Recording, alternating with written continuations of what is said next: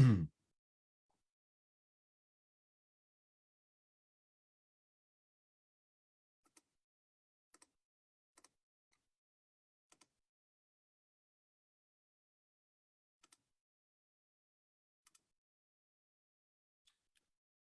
right. Good afternoon, everyone. Good afternoon. David Ojakian here with you, ARACH Media, ARACH Media Live at noon. Special broadcast this afternoon. Some of you may be evening around the world. I hope everyone is healthy and safe. Please take care of yourselves and your loved ones now more than ever. The world is truly sick right now. And very unfortunately, very sadly, I have news to report that there's been renewed aggression and attacks from Azerbaijan on Armenia proper once again. And of course, this is coming at a time when the world is even more consumed by COVID than before. There's no election going on in the US, but the world is consumed by COVID. The world is also consumed, or Russia is consumed and distracted by what's going on in Ukraine, as well as Kazakhstan. Armenia is supporting in Kazakhstan as a CSTO member nation as well. We'll get to that in a moment with some more information. And then, of course, Azerbaijan has incurred in Armenia, Gehar territory region in that province since May 12 of last year. And this aggression is continuing. They're going to keep just continuing to test as far as they can get, how far they can get. So guys, let's get right into it. I want to thank everyone for joining this afternoon for this special broadcast because of these attacks. So when this started, 3:15 local time in the afternoon, yesterday, our morning, or today rather, January 11, 3:15 p.m., our local time in the Pacific time, 3:15 in the morning, a.m. Aggression continued with attacks at 5:30 p.m. local time, which is 5:30 a.m. our time, and they continued till 6:30 p.m. local time, 6:30 a.m. our time here in the West Coast. And this aggression apparently it seems to be the border apparently is stable at the moment. It is not clear whether or not fighting is continuing overnight, but I'm going to share screen now so you guys have an idea of what is going on. So this is from Azatatune website. I'm just going to read what's going on here. We have one Azeri soldier was killed by the Armenian side. 2 Armenian soldiers were killed and 2 have been wounded in heavy fighting that broke out on Armenia's border with Azerbaijan on Tuesday. Now, the Armenian Defense Ministry said Azeri forces opened fire late in the afternoon. As I told you, I saw 3:15 on Twitter at its positions in Armenia's Gehar province, bordering the Kalabajar district west of Nagorno-Karabakh. Now, here we go. I'm going to share our favorite Caucasus live map here so you guys can see where this is taking place. Okay. Here is our favorite map that we have been showing. So you guys might look familiar to everyone. I'll put the link in the feed. But here is Kalabajar. This is former Artsakh territories Armenia's controlled up until November 9 of last year. And, excuse me, November 9 of 2020. It's all mixed up in my head now. But there's Kalabajar. That's the district we used to have. You see this purple, grayish purple region was all the territory we used to have. The pink is now currently what we have in Artsakh, which I'll get to that in a moment because there's been fighting, there's been attacks on Armenians there in that region as well. And here is Kalabajar. Here is where the attacks were taking place. Now, keep in mind, this is not very far from Sunik, very, very populated area of Armenia.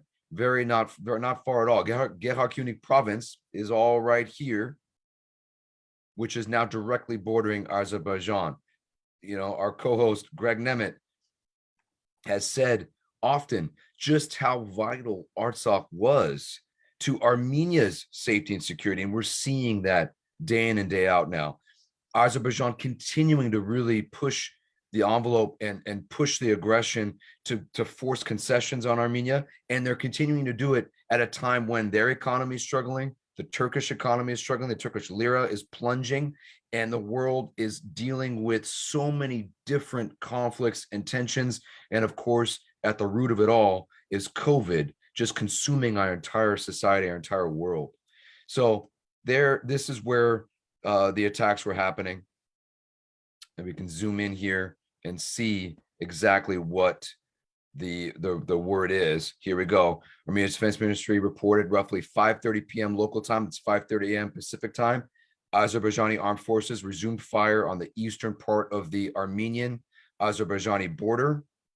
Artillery and drones were being used. This is not just fire. This is not just armed fire. This is or guns. This is drones as well. As of 6 p.m., the exchange of fire continued. 3 were wounded on the Armenian side. We now know 2 have died. So there is the region. This is what's happening. So now let me show you a few other things here from other sources. We have the Armenian report reporting this as well, that Azerbaijan used artillery and drones to fire at Armenian positions. And we also know that 2 soldiers were wounded, and we know now that 2 have died. So it's also important to note, as I mentioned right off the bat, Russia is consumed by what's happening in Kazakhstan as well. Keep in mind, Kazakhstan, Armenia, they're all part of CSTO, the treaty that guarantees the safety and security of 5 nations, 5 former Soviet Republic nations. Hopefully you guys can see my screen here. I'm going to make sure you guys can. So here, this is the CSTO treaty. This is the actual site of the CSTO treaty.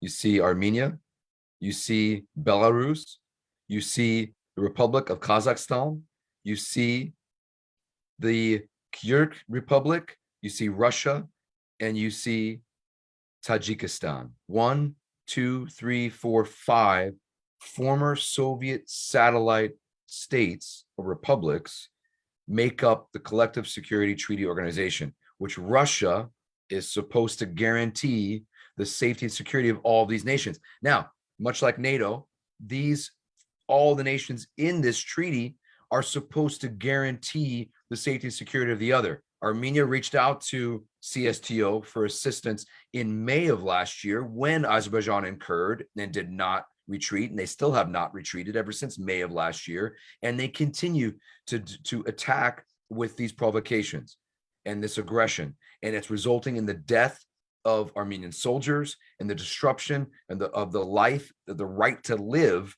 of those Armenians on the border regions there. Armenia has fulfilled its obligations to the CSTO. Most recently, you may have heard, but I'm going to tell you now, by providing 70 soldiers. We've seen as many as 100 reported. We've seen as little as 50 reported. But the Caucasus Live map, which I'm going to share again, is reporting 70 soldiers were sent to Kazakhstan. Armenia provided military assistance to Kazakhstan to help quell the very, very sharp, strong, violent unrest that is occurring in that nation. We can get into that in more detail in future episodes because it is related to what's going on here. Because look at what Azerbaijan is doing. They're continuing to attack and have renewed new provocations and attacks at a time that Russia is distracted with what's going on with Ukraine, with what's going on in Kazakhstan. Russia has troops in Kazakhstan. It's being reported that Kazakhstan is telling Russia they can withdraw their troops in about a week. I saw that headline come through, but they are continuing this aggression and these attacks at a time when Russia is distracted, Armenia is distracted, and the world is distracted by what's going on with other conflict and other major events and occurrences, also namely COVID. What's happened in Artsakh, very disturbing. So according to the Caucasus Live map, of course, the Azeris are going to deny the aggression that they're doing, but Karabakh says a tractor was targeted by Azerbaijani troops. They fired at a tractor and it was set on fire. as a result of that. They've thrown rocks at cars or near Shushi. Here is Stepanakert. Here is Shushi, the fortress city, the Armenian city that was given up and surrendered on November 9. Armenians are all so close. I believe it's less than 3 kilometers away from Stepanakert, but in this border region here, it's not being shown on the map here. There was rocks thrown at Armenian vehicles in that region. So this aggression, it's on all sides. Actual formal military aggression here, intimidation and attacks and taunts on civilian and military positions in Artsakh as well. It has to stop. They want us gone. You guys can see here the whole Sunik province here. This is the Sunik province starting here, all of the southern Armenia. If this is gone, they can connect to Nakhichevan, which of course is former Armenian land. Is still Armenian land, should be Armenian land. And that's what they're trying to do. We see it. We wanted to make sure everyone was aware of what's happening. Wanted to give you an update. We're going to keep giving you updates as we hear the news and see the news coming through. This is what's going on. Thank you everyone for tuning in. Really, really appreciate everyone's support and follow. Please like and follow and share these posts and share this information. I'm solo today. Greg's tied up. Rich is they're both tied up this afternoon. I wanted to make sure we went on this afternoon and gave everyone an update of what's happening. This renewed aggression from Azerbaijan, it's ongoing, it's constant, it's not stopping. They want us gone, and they're going to keep testing in these areas. What's happening in Artsakh, just to show you just some of the reports of what was happening in Artsakh. Let's see here, the Armenian report had something on that. Here we go. I'm going to show you now what happened, and then I'll sign off for the afternoon. And just hope everyone stays healthy and safe out there.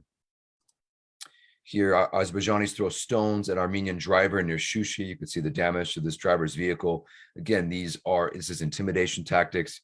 Armenians, these are our lands. We've been there for thousands of years, and we're not leaving. It was 30-year-old Vanadzor resident reported the incident, and it's just beyond frustrating what's happening. Here is the tractor trailer.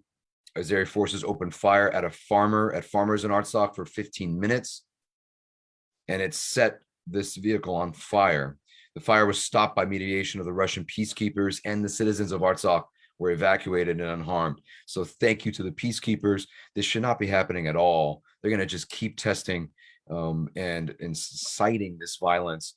But again, we see these troubling headlines of U.S. and Turkey continuing discussions of harmonious relations and normalization. You cannot have normalization when there's active aggression on your borders and the denial of harboring of terrorists, the denial of the Armenian genocide, and it's just so obvious that there is no goodwill, good faith bargaining at all from either side that's going to be happening. Excuse me, from the Turkish side. When I say either side, I mean Turkish and Azeri sides. Armenia, we know, is more than willing, but the problem is this timing is not right. And so whatever your thoughts are out there, please share your thoughts in the comments. Please share this news and information. I'm going to put the links up on the feed.